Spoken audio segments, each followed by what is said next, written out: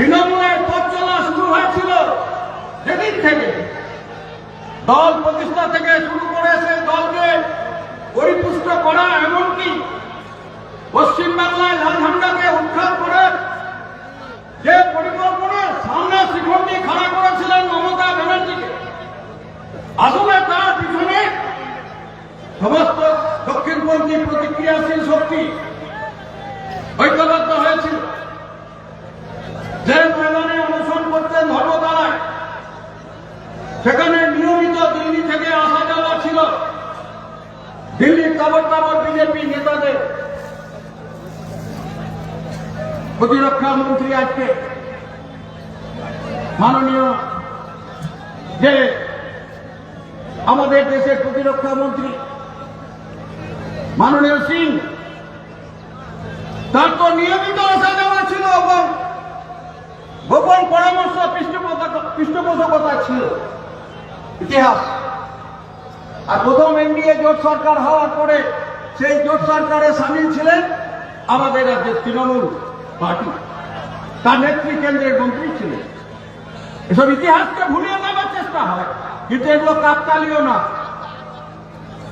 মামাটি মানুষটা কোনো আদর্শ নয়,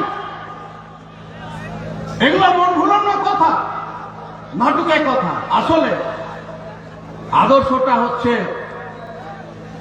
চরম সুবিধাবাদী রাজনীতির আদর্শ। সেই সুবিধাবাদী রাজনীতির আদর্শের যে পরিণতি আজকে, সেই পরিণতি আমাদের রাজ্যবাসীকে ভোগ করতে হচ্ছে, আমাদের জেলাবাসীর মানুষকে ভোগ করতে হচ্ছে। আজকে সব অংশের মানুষ হচ্ছে আক্রান্ত। এই লুঠের রাজত্বে আমাদের সব পেটের ভাত থেকে শুরু করে, আমাদের লেখাপড়া থেকে শুরু করে, কর্মসংস্থান থেকে শুরু করে সবকিছুই আজকে লুটপাট।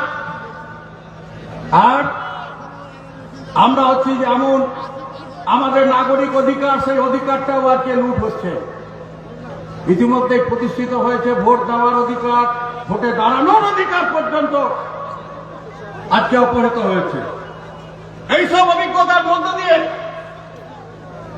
মানুষ আজকে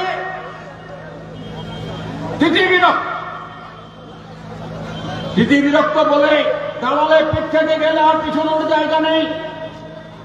সেই জন্যই মানুষ এখন সেই অধিকার রক্ষার লড়াই, তার যে আসল লড়াইয়ের যে পথ, সেটা হচ্ছে লাল ঝান্ডা।